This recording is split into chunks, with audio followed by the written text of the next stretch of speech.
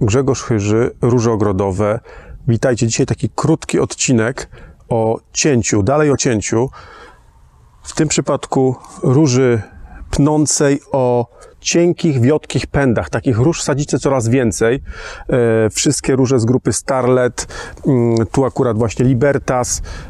I przyznam wam się szczerze, że w tamtym roku, jak ciąłem tą różę, to sam miałem duże dylematy. Często powtarzam, że cięcie jest takie proste i śmiało tnijcie i nie przejmujcie się, a tutaj sam miałem dylematy i dzisiaj, można powiedzieć tak na żywo, sami będziecie widzieć, jakie dylematy mam i jak je rozwiązuję. Także zapraszam. Ale zanim zaczniemy cięcie, zwróćcie uwagę, wziąłem pierwszy lepszy z brzegu sekator i chciałem wam pokazać, na co zwrócić uwagę, jakim sekatorem nie tnijcie. Zobaczcie, tutaj fragment, krawędź tego ostrza. Nie wiem, czy widać dobrze.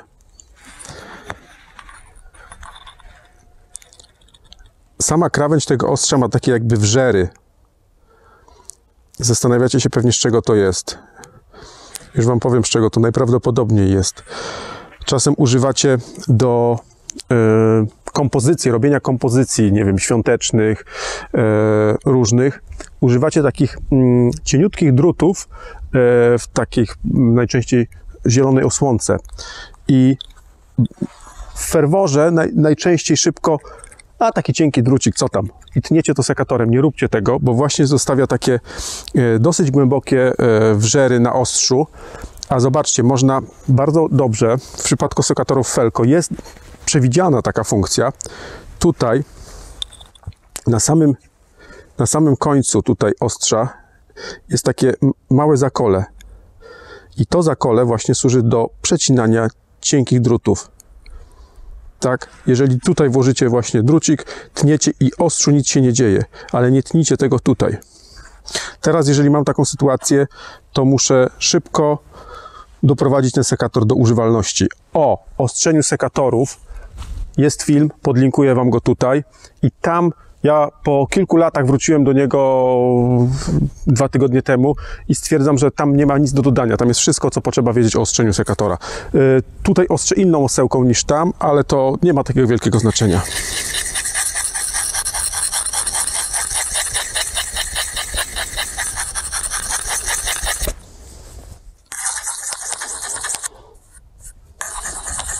Jeżeli macie sekator z mocnymi wrzerami, to powiem wam szczerze, że ciężko nawet jest jednym ostrzeniem pozbyć się tych takich wrzerów i albo wypadałoby bardzo długo ostrzyć i doprowadzać sekator do tego, żeby po prostu zebrać ten nadmiar tego materiału, który jest zniszczony, ale ja preferuję inną metodę, po prostu ostrzę go na tyle, żeby on był ostry, a przy następnych i kolejnych ostrzeniach to ostrze się po prostu wygładzi całkowicie. Także też nie bądźcie tacy przewrażliwieni, że to musi być super wszystko za każdym razem zrobione tak jak w książce piszą, idealnie.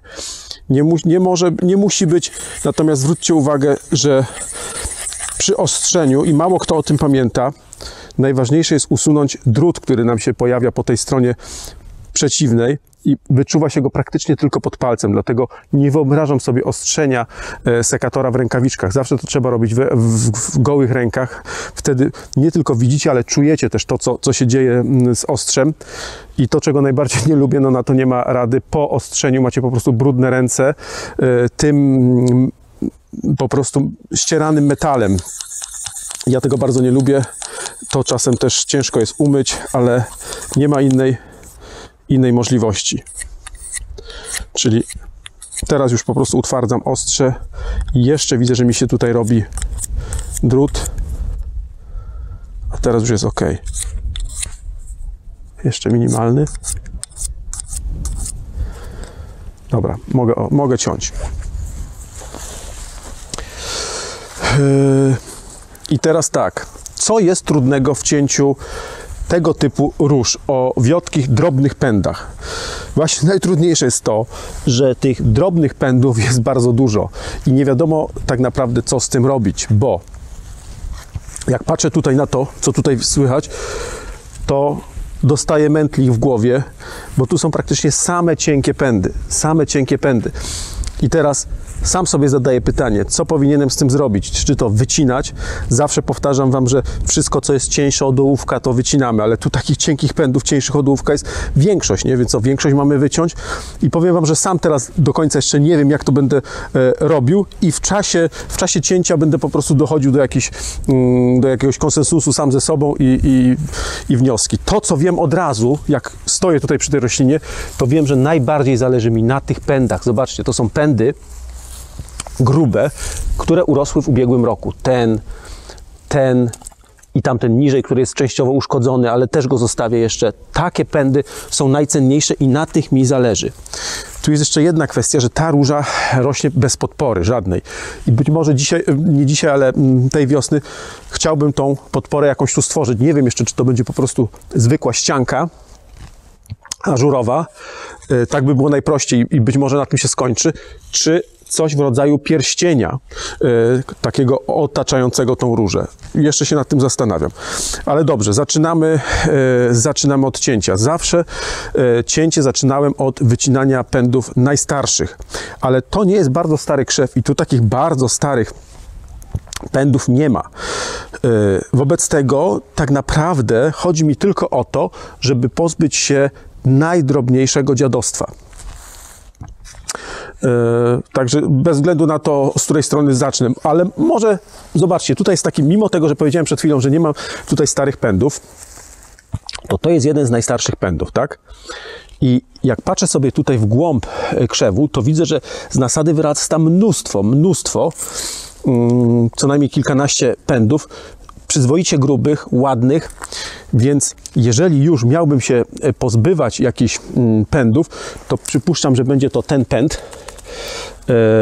ten pęd i zastanawiam się jeszcze nad tym pędem, ale być może nie całego go wytnę, tylko w tym miejscu, dlatego że tutaj jeszcze mam ładny, mocny, młody pęd, tak?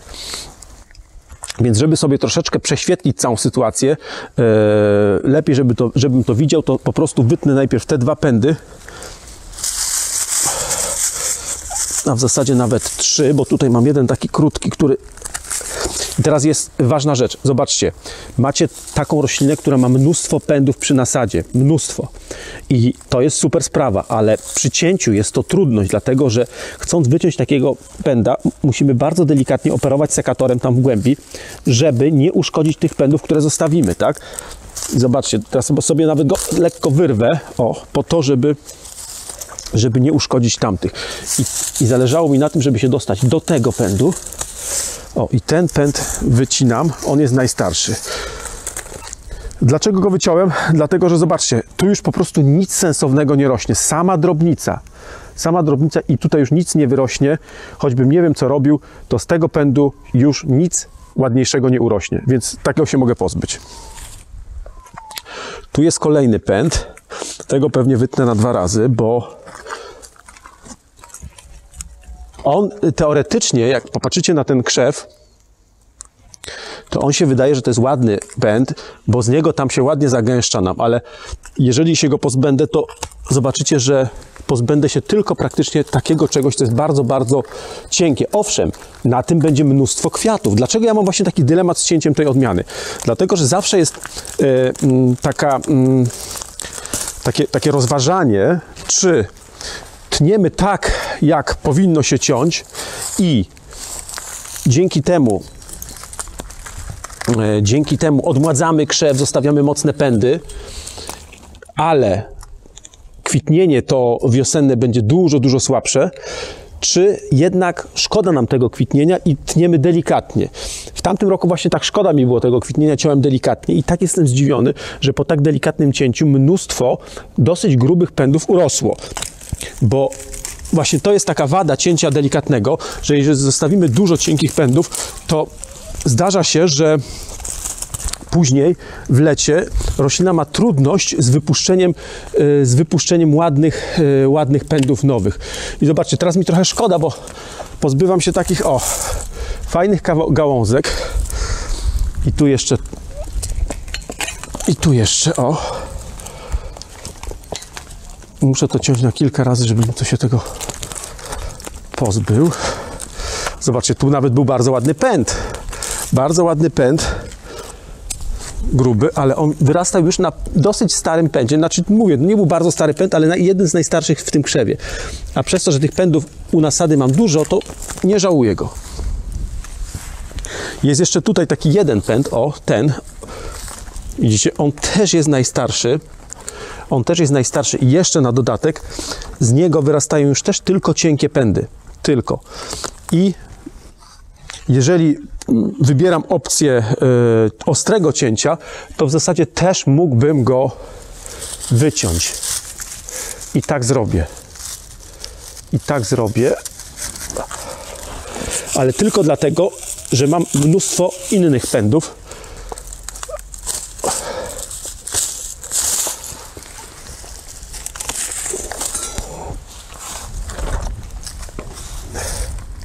Czasem jest tak, że bo ja zaczynam ciąć teraz od tych najstarszych pędów i przez to wycinam dużą część krzewu i od razu lepiej widzę, co mam ciąć dalej. Ale jeżeli się boicie, to można to robić i jak gdyby od drugiej strony. Najpierw wycinacie to wszystko cienkie i jak wytniecie to wszystko cienkie, to się okazuje, że zostają pędy, na których mało co zostało i one są jeszcze na dodatek stare. I wtedy decydujecie o tym już na końcu, jak gdyby, które pędy całe wyciąć, tak? Nie tak jak ja, że na początku decyduję o tym, które pędy całe wyciąć, tylko na końcu. I to jest w zasadzie taki bezpieczniejszy sposób, tylko że on dłużej trwa, bo tego wycinania, dubania tutaj jest dużo, nie?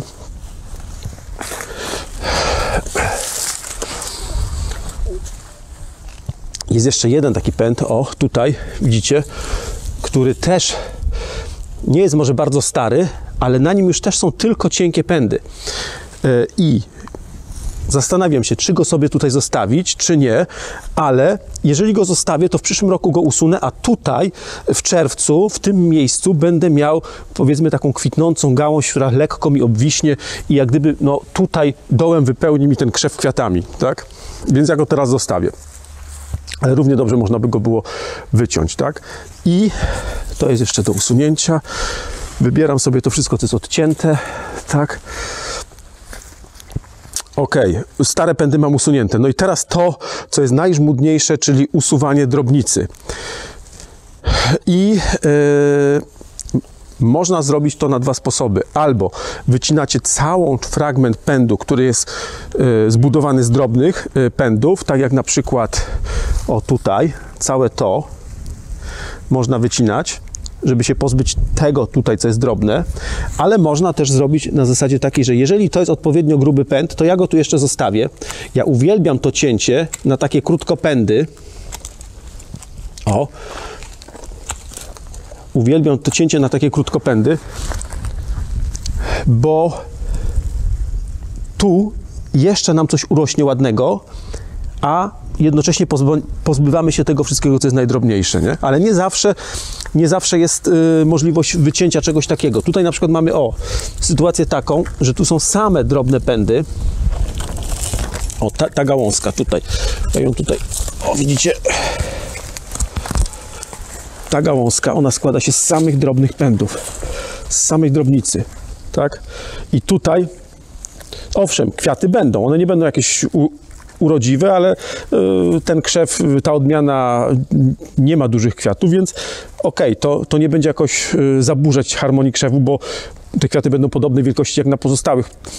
Tylko że on zakwitnie i nic już nam z tego nie będzie, więc albo mogę go wyciąć całkiem tak jak te najstarsze, albo mogę zrobić tak, że wycinam mu ten wierzchołek i tutaj mogę zrobić na dwa sposoby. Albo bawię się i też tnę na krótkopędy, tak?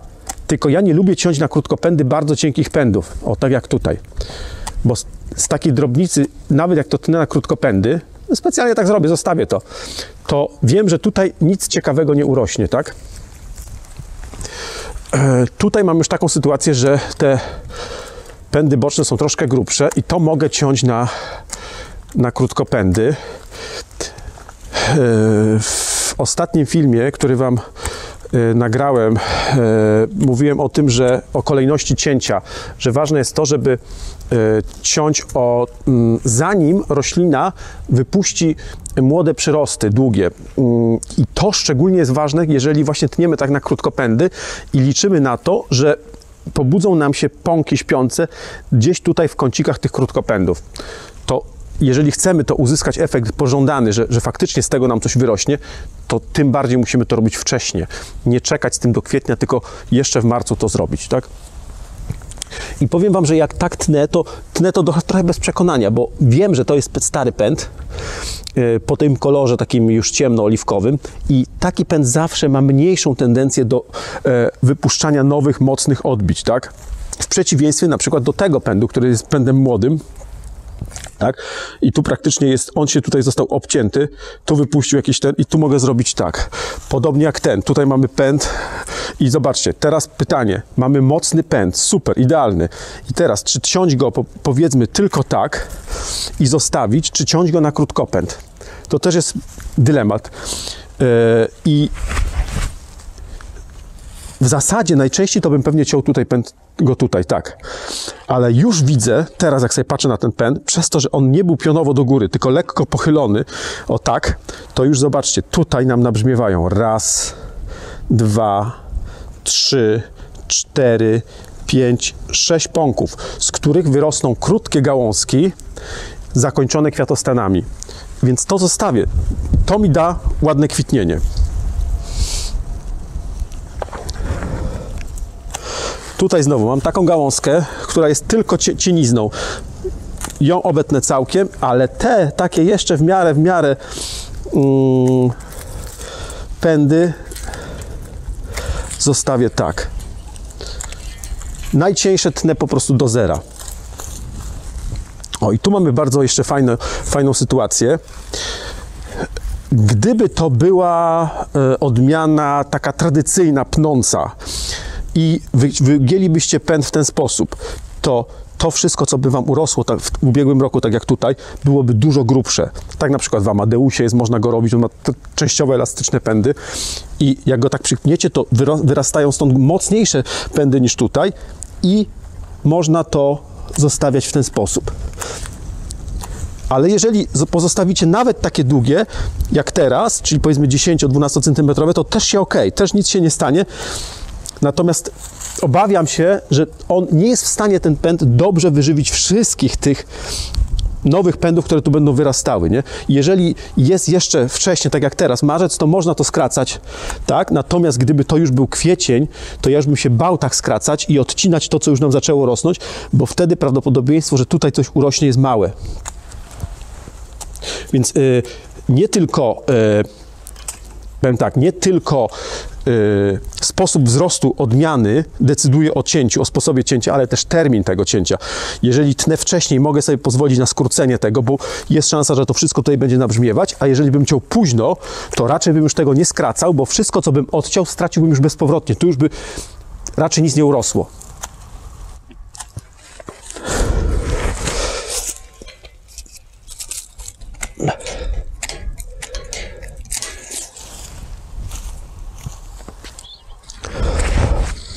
No i tutaj też się borykam z tymi wszystkimi konsekwencjami tego, że nie było tu żadnej podpory, że te pędy są tak wplecione w środek, nie?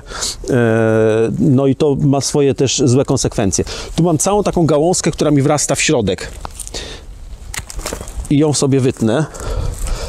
Tu znowu mam pęd, nie stary, który też utnę na krótkopędy.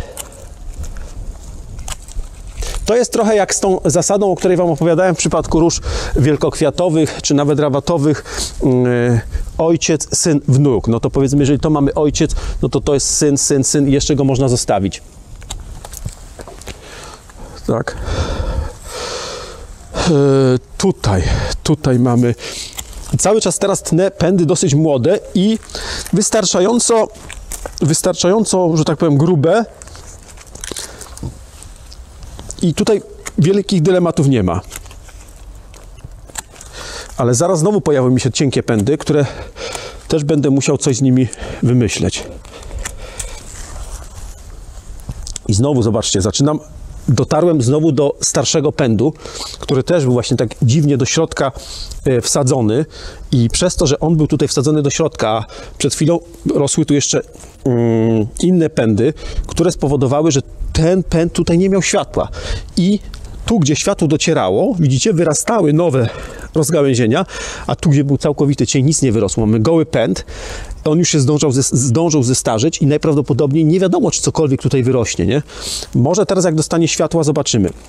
To sobie tnę na krótko pędy.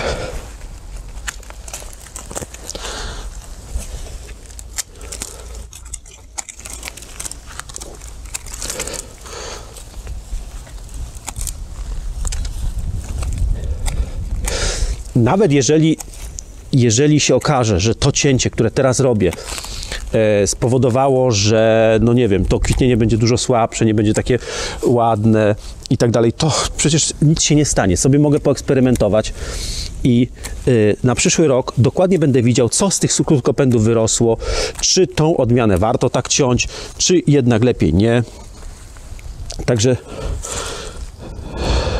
tu to znowu mam dylemat, zobaczcie, bo mam końcówkę mocnego pędu, mocnej gałęzi, na której ona tak przez ten sezon była, na której wyrosły mnóstwo drobnych pędów, nie? No i teraz pytanie, czy lepiej to uciąć i pozbyć się tego, czy lepiej to zostawić, czy skracać to w ogóle? I teraz tak, ja bym raczej już tego nie skracał, bo jak skrócę, to jest tak drobne, że nic raczej ładnego z tego nie wyrośnie, więc zostawię to tak, jak jest, może ewentualnie jedynie to i tyle. I tyle. Zobaczcie, że ta część, którą się tu zajmowałem, już wygląda zupełnie inaczej niż ta część, która jest jeszcze niedotknięta. To, co nam się rzuca od razu, to tu mamy mnóstwo drobnych pędów i mamy mnóstwo tych wyrastających pędzików, które teraz Was mogą cieszyć i no, jest taki naturalny odruch, że szkoda nam się tego pozbywać, bo mamy już listki, bo to fajnie wygląda i tak dalej. No i to jest ta przeszkoda w zrobieniu, częsta przeszkoda w zrobieniu takiego radykalnego cięcia. I to nie mówię, że to tylko ci, którzy zaczynają, ja jestem taki mądry i wiem, że to ciąć. Nie, bo mnie też było szkoda w zeszłym roku ciąć i dlatego ciąłem bardzo, bardzo delikatnie. Natomiast no teraz nawet dla Was chcę pokazać, że można się tego pozbywać, nie? I znowu wyciąłem końcówkę taką i tu co mi zostało, to są już pędy troszkę grubsze i jedne na krótkopędy.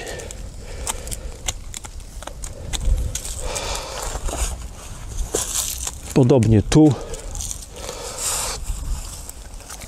I teraz, jeżeli sobie zrobię tutaj za chwilę, to wszystko mi się ładnie przerzedzi, a tutaj dołem będę miał coś takiego. I teraz mój tok myślenia jest taki, ponieważ są to dość stare pędy i najprawdopodobniej w przyszłym roku cały ten pęd wytnę, być może i ten pęd wytnę, a jednocześnie, o czym Wam już wspominałem, lubię ten charakter wzrostu Libertasa, że on na ziemi nawet mu kwiaty leżą, na trawniku, to ja to zostawię. Tego w ogóle nie będę dotykał, bo nie będę walczył o to, żeby tu mi ładne pędy wyrosły, bo raz, że ten główny pęd jest już za stary i tu wszystko jest za drobne, więc po prostu zostawię i wiem, że tutaj coś mi zakwitnie, dosyć obficie, drobnymi kwiatami, ale ten fragment jest i tak przeznaczony do wycięcia w przyszłym roku, nie? Tutaj natomiast jeszcze sobie to skrócimy. Mogę tak zrobić tym bardziej z tego powodu, że wiem, że to tutaj nie zasłoni mi światła wpadającego tu w głąb, które by mogło spowodować, że jeszcze coś by mi tu ze środka wyrosło. I tak to leży z boku, jak i tak, więc niczemu to nie przeszkadza, jedynie w koszeniu tej murawy. Tutaj jest podobny dylemat i też mógłbym to zostawić, zastanawiam się, ale to sobie odetnę, to końcówkę też odetnę i tu też troszeczkę prześwietlę to.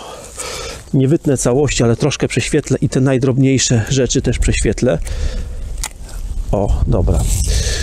Tu znowu mamy taką sytuację, że w środku krzewu mamy drobnicę. No i co z tym zrobić? Ja jednak tutaj akurat podejdę dosyć ostrze i zrobię tak. Jeszcze nie wiem, jak będę tą konstrukcję tutaj montował, czy czasem nie będę musiał jeszcze jakieś korekty zrobić, albo może mi się jakiś pęd złamie, kiedy będę to próbował upiąć.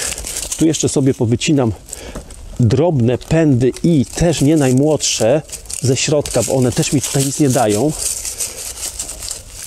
Tak, ok. Tu mam jeszcze też taki pęd, który też nic specjalnie nie zakwitnie, więc mogę go wyciąć. I tutaj znowu, już miałem go ciąć, ale przyszło mi do głowy taka myśl, że jeżeli ja tutaj zostawię ranę, to może się zdarzyć, że tak jak czasem wam pokazuję, że po cięciu jakiś fragment pędu zamiera i z tego zamierającego pędu może mi cały ten pęd zacząć zamierać, tak? A jest to przy nasadzie pędu, więc jak tutaj się jakaś po prostu martwica wda, no to tracę cały ten pęd, ale ten pęd i tak jest już stary, więc się nie będę tak strasznie przejmował.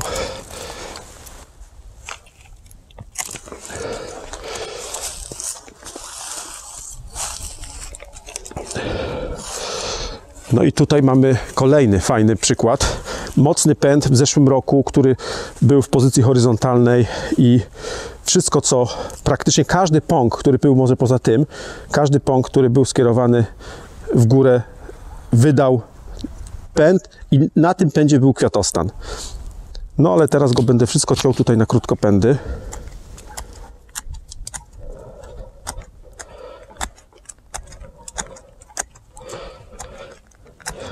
Ja nie ukrywam, że jest mi trochę szkoda też tych listków, tak jak i wam.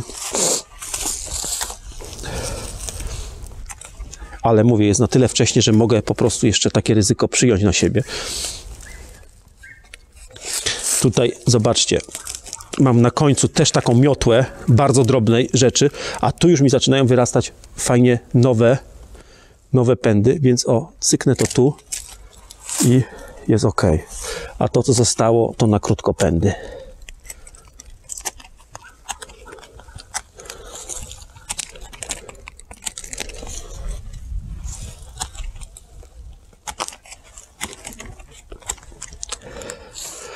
To też mógłbym skrócić, ale jest na tyle gruby pęd i znowu serce mi tu zadrżało, szkoda mi tych listków, zostawię je, nie?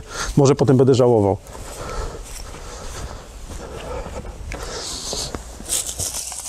Tutaj mamy taki pęd, który tutaj też obetnę całą tą końcówkę. Tutaj coś już się zaczyna dziać. Zaczyna tutaj coś rosnąć. O, tutaj fajnie widać, zobaczcie. Był też taki słaby pęd. On musiał być ucięty jakoś jesienią i zobaczcie, pozbyłem się cienkiego pędu i mimo to, że on był cienki, to z tego, zobaczcie, obok tutaj z nasady zaczyna wyrastać już raz, dwa i tutaj z niego 3 pędy, więc 3 pędy będą z tego rosły. Podobnie jest i sytuacja tutaj wygląda. Widzicie? Cyk, cyk. Jeżeli się właśnie robi cięcie tego, na przykład ten pęd przytnę, jeżeli się to robi na czasie, dosyć wcześnie, to jest w umiarkowanych temperaturach szansa na to, że coś takiego nam się stanie. Natomiast jeżeli to zrobimy późno, w kwietniu lub pod koniec kwietnia, to nie ma szans, bo nawet jak zacznie się dziać coś takiego, to potem nie rośnie to dalej. Zaczyna tak jakby delikatnie zamierać, usychać i nie wyrośnie nam z tego mocny pęd. Natomiast jak zrobimy to wcześniej, to z tego rosną mocniejsze pędy.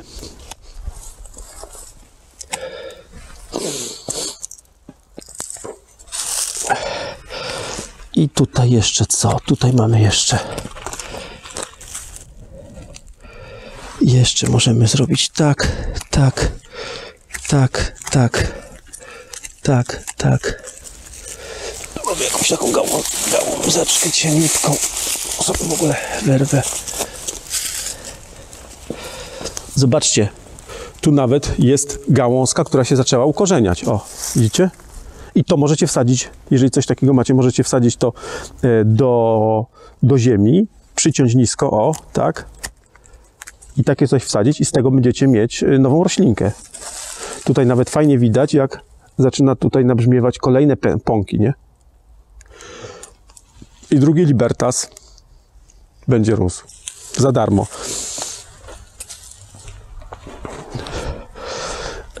Dobra, teraz tutaj jeszcze mamy taką sytuację, że zostały nam tak naprawdę 2 pędy dosyć trudne, bo z tej strony krzewu tutaj nic się nie będzie działo. Jeżeli ja to mocno wytnę, to tutaj będzie łyso. Mam do wyboru dwa pędy. Tu, gdzie te pędy są jeszcze w miarę nie najcieńsze, cienkie, ale nie najcieńsze, i tutaj, gdzie mam po prostu całkowicie drobnice, takie. Jeżeli ja miałbym pozbyć się któregoś z nich, to wolę pozbyć się tego, bo on jest raz, że starszy, i dwa, że no nic ciekawego z tego nie urośnie. I tak patrzę na niego, to on jest cały już taki nędzny i też go wytnę całego przy nasadzie. O. Tak. Widzicie, na zasadzie wyboru, co jest ładniejsze, co jest gorsze. I zostawiam ładniejsze, a wycinam to starsze, co gorzej rokuje.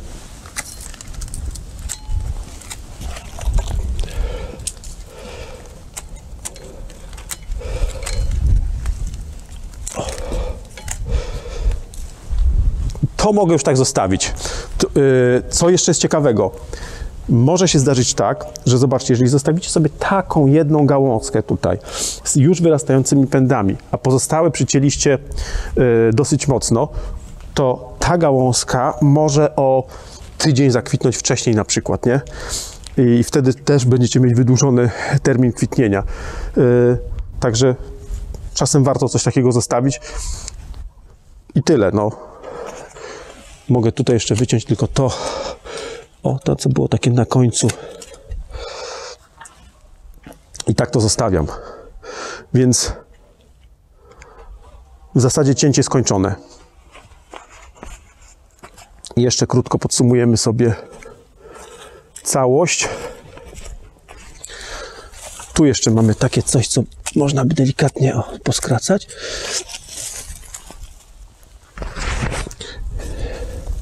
To też jest starość. To też jest starość. Tu jest też najstarszy pęd. I zobaczcie, jeżeli to przytnę tu, a kusi mnie, żeby to przyciąć, bo nie lubię takich już żółtych pędów, które tu praktycznie nic nie ma, to wiem, że z takiego starego pędu tutaj marna jest szansa, żeby tu nam coś nabrzmiało i zaczęło rosnąć, nie? Ale większe prawdopodobieństwo, że to po prostu zacznie zasychać i nic z tego nie wyrośnie, ale tak i tak mogę spróbować. I podobnie tu.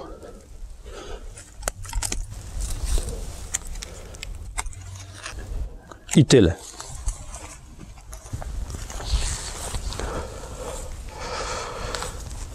Zobaczcie, to jest to, co odciąłem z tego.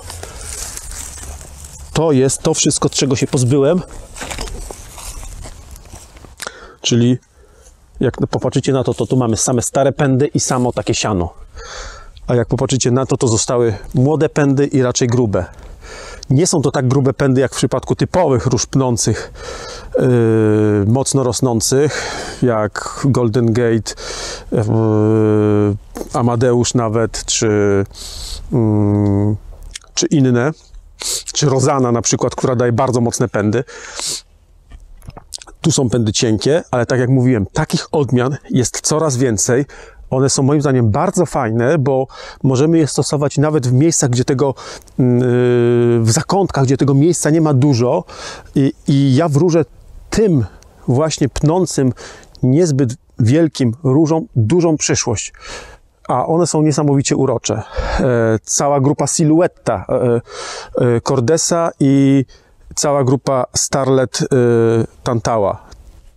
To mniej więcej tak wygląda cięcie ich. Dziękuję, że byliście dzisiaj ze mną przy cięciu tego. To był zupełny spontan. Nie planowałem tego, nie miałem tu żadnego zamysłu, jak to ciąć. Wszystkie moje rozterki po prostu przed Wami odkrywałem i mówiłem, dlaczego akurat tnę lub zostawiam. Dajcie znać, czy podoba Wam się taka forma lekcji, wspólnego uczenia się, bo ja też, można powiedzieć, że tutaj sam uczyłem. I widzimy się w następnym filmie. Do zobaczenia.